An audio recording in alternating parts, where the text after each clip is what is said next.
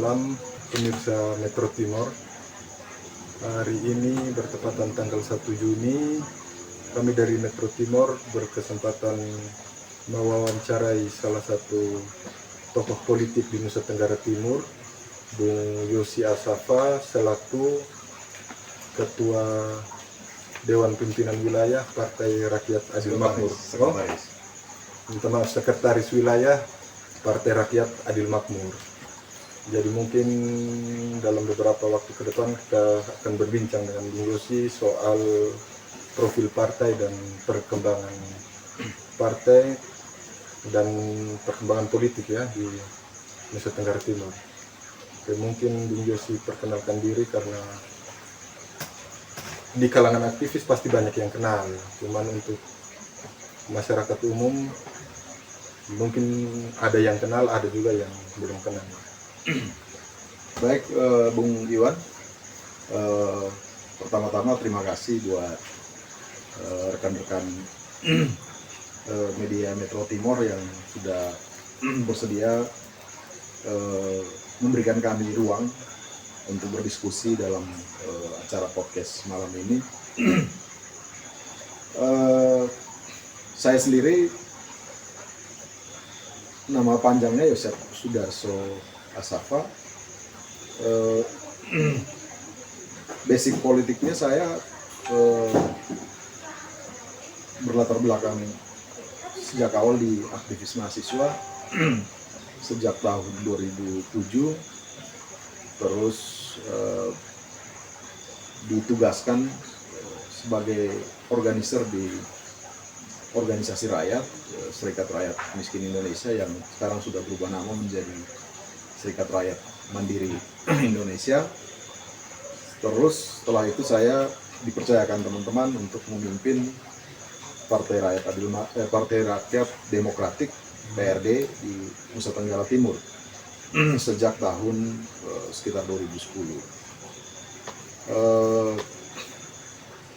Pada musyawarah wilayah Partai Rakyat Adil Makmur beberapa waktu lalu, forum musyawarah wilayah mempercayakan saya dan kawan ketua Bung Antonius Avenpa memimpin Partai Rakyat Adil Makmur di struktur eksekutif wilayah Provinsi Nusa Tenggara Timur. Kurang lebih begitu, Bung Iwan. Mungkin itu perkenalan singkat profil Sekretaris Wilayah Partai Rakyat Adil Makmur. Jadi selanjutnya, karena ini bertepatan dengan hari lahir Pancasila dan hari ulang tahun yang pertama nih, Siap. Partai Rakyat Adil Makmur, mungkin Bung Yosi bisa jelaskan sedikit kenapa kemudian Partai Rakyat Adil Makmur ini dideklarasikan setahun lalu bertepatan dengan hari lahirnya Pancasila. Pertama kita jelaskan dulu sih sebenarnya siapa-siapa sih sebenarnya Prima itu. Oh iya. Yang ada di dalam Prima. Partai Prima sendiri sebenarnya diinisiasi oleh teman-teman kita di PRD dan juga beberapa aktivis sosial yang memang sudah cukup lama berjuang di luar politik elektoral, gitu. Kesadarannya sederhana, bahwa kita butuh alat politik legal yang bisa memfasilitasi kita untuk berjuang secara lebih terbuka dalam panggung legal formal, yaitu PRD sendiri sebagai partai politik yang ada di parlemen. Dideklarasikan beberapa puluh tahun lalu sebelum reformasi itu, sempat mengikuti pemilu, tetapi setelah itu kemudian hanya menjadi partai gerakan yang aktif mengadvokasi masyarakat di luar parlemen. Bukan berarti itu tidak cukup, tapi bagi kami butuh satu energi yang lebih, yaitu bersuara di dalam, bersuara dari dalam. Harus ada semacam sinergitas gerakan antara gerakan parlementer dan juga gerakan ekstra parlementer. Terus terang saja kami, misalkan banyak orang bilang, kenapa kemudian kawan-kawan tidak berjuang saja dengan menggunakan partai-partai politik yang ada sekarang. Bagi kami dengan sangat hormat kepada teman-teman partai politik yang sudah lama ada, kami tidak cukup menemukan satu jawaban yang konkret tentang partai-partai ini dapat secara konsisten berjuang mewakili kepentingan rakyat. Bahwa kita tahu bersama bahwa partai-partai politik yang selama ini ada adalah partai-partai politik yang dalam tanda kutip seperti perusahaan pribadi. Partai-partai dibentuk oleh 1-2 orang dan kemudian dijalankan berdasarkan keinginan kelompok ataupun individu-individu yang berkuasa di dalam partai. Dan tentu bagi kami ini tidak sehat dalam kerangka demokrasi yang seutuhnya. Demokrasi yang sejati adalah bagaimana rakyatlah yang mengorganisir diri, membentuk alat politik sendiri, dan berjuang dengan alat politiknya untuk menciptakan kesejahteraan baginya dan kelompoknya. Keyakinan kami bahwa kesejahteraan rakyat hanya bisa diperjuangkan oleh rakyat sendiri. Oleh karena itu, kami berinisiatif untuk mengkonsolidasikan kekuatan rakyat, kelompok buruh, tani, kaum perempuan, kaum miskin perkotaan, itu membentuk satu partai politik sendiri.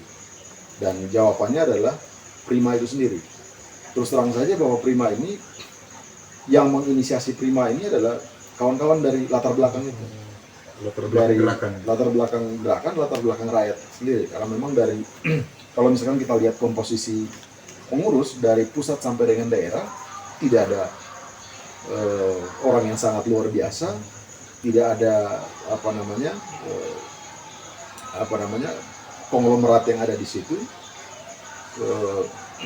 Yang ada adalah para mantan aktivis, bukan para mantan aktivis, para aktivis yang kemudian terjun untuk sama-sama membangun partai ini. Karena kesadaran tadi bahwa hanya rakyat sendirilah yang bisa mengubah nasibnya.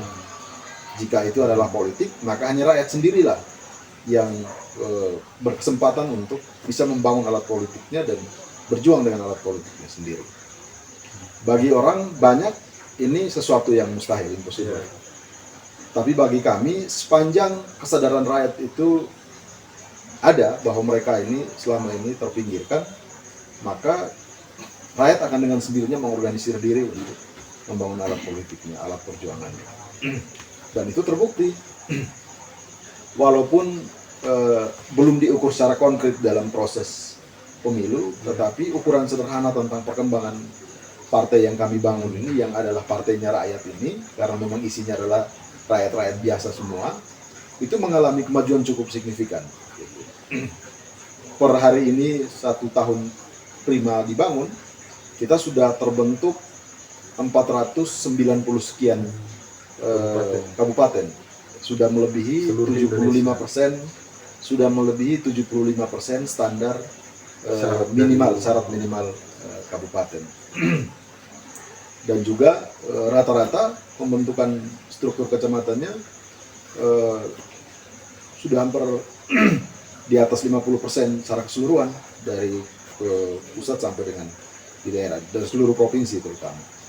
Kalau soal ini, tantangan membangun partai kalau kita lihat angka keikutsertaan pemilih dalam tiap pemilu kan kecenderungannya selalu menurun tiap tahun. Artinya itu bisa disimpulkan kalau masyarakat kita kan cenderung apolitis. Betul.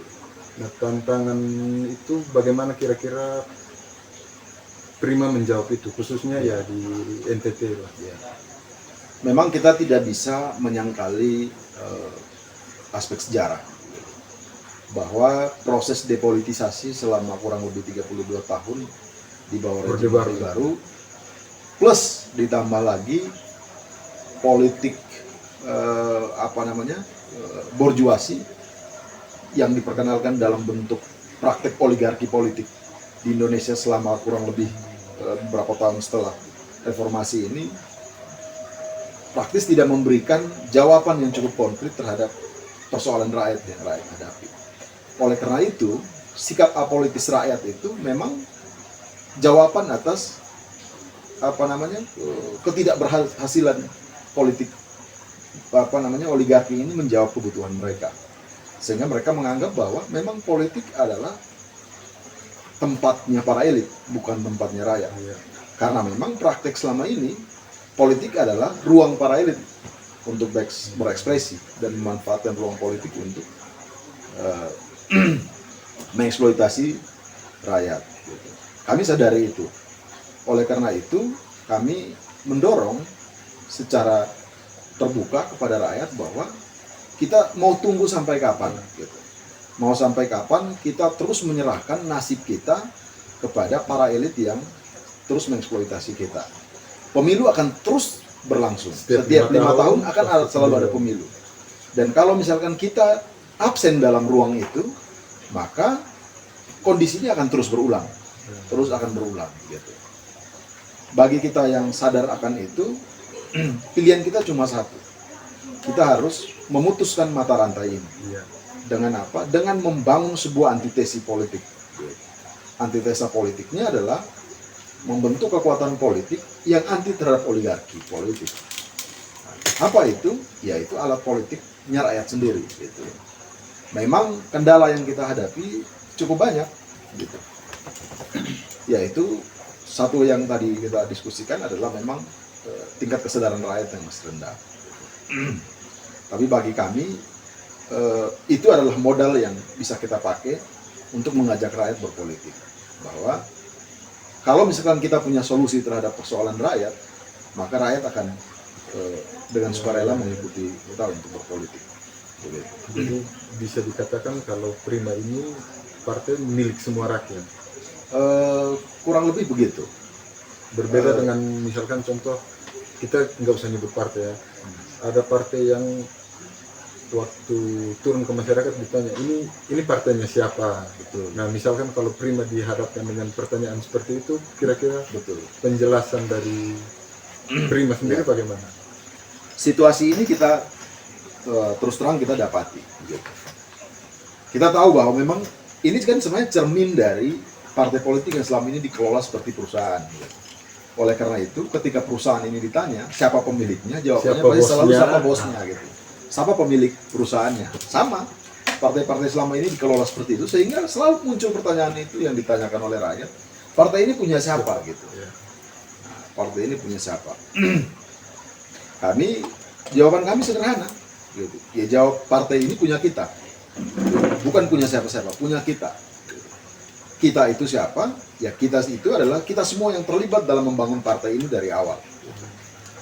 Tidak ada satu pemilik saham dalam partai ini. Kita semua adalah pemilik saham partai ini. Kita semua pemilik saham partai ini, kita semua punya hak yang sama untuk berjuang bersama dalam partai ini. Oleh karena itu, maka kita tidak mau memposisikan rakyat itu sebagai partisipan pasif. Gitu. Dalam partai ini. Hanya sebagai lumbung suara, hanya sebagai tukang coblos. Tetapi kita mau untuk rakyat itu terlibat secara aktif sebagai pemilik partai, gitu. Sebagai operator dari partai ini. Bagaimana berdiskusi tentang sebaiknya partai ini ke depan seperti apa, bagaimana struktur ini dibangun agar kemudian bisa melibatkan semua orang dalam partai ini. Itu adalah cara kami membangun partai ini. Gitu. Jadi gotong royong betul-betul diterapkan. Tepat sekali. Kita kemudian ini kan sebenarnya tercermin dari hasil yang walaupun memang kita tidak berpuas diri sekarang, tapi bagi kita ini cukup lumayan oke.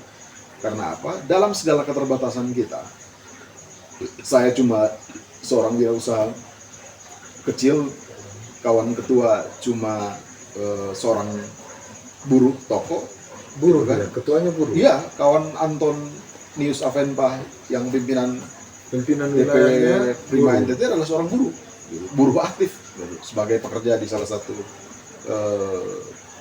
swalayan elektronik. Ini menarik ini baru ada partai di NTT yang ketuanya buruh. Yes, buruh aktif. Itulah gambaran kita sebagai partai biasa. Gitu. Dengan latar belakang kita yang sangat dikasihani dalam tanda kutip itu, mampu membangun partai sampai dengan sekarang kita di NTT itu sudah 19 kabupaten kota. Rata-rata sudah di atas 50% kecamatan dan keanggotaannya sudah di angka aman di atas 1/1000 dari jumlah penduduk masing-masing kabupaten kota. Itu bagi kami capaian yang luar biasa. Hasil daripada bukan kerja kami secara pribadi, tetapi bagaimana kami mengajak rakyat untuk berpartisipasi dalam membangun partai ini. Di kabupaten-kabupaten, semua orang yang terlibat itu berpartisipasi tanpa meminta Rp1 pun.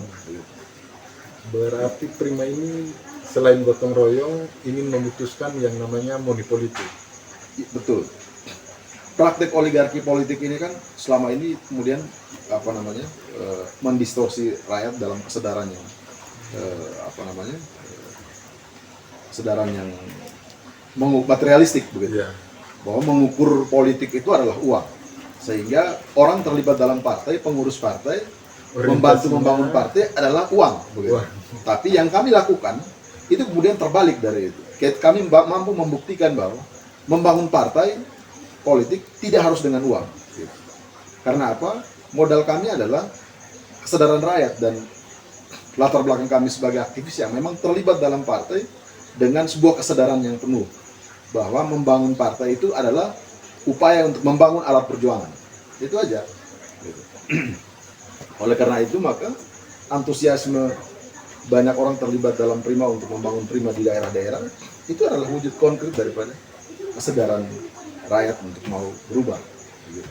Mungkin juga karena kejenuhan Ya, setelah betul. 98 reformasi, rakyat hanya dilibatkan waktu kampanye, nyoblos, terus hilang lagi, wakilnya hilang lagi, Dipanggil lagi saat 5 pemilu tahun 5 lagi, tahun, datang lagi. Kemudian ini kan 1 tahun nih, 1 tahun Prima berdiri lah. Yes. Harapan ke depan lah.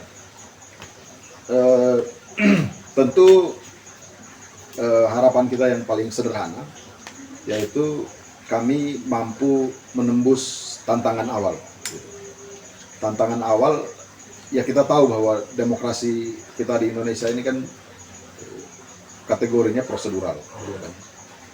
Oleh karena itu kita harus mampu menembus batasan-batasan prosedur yang diberikan negara kepada kita untuk bisa berpartisipasi dalam pemilu.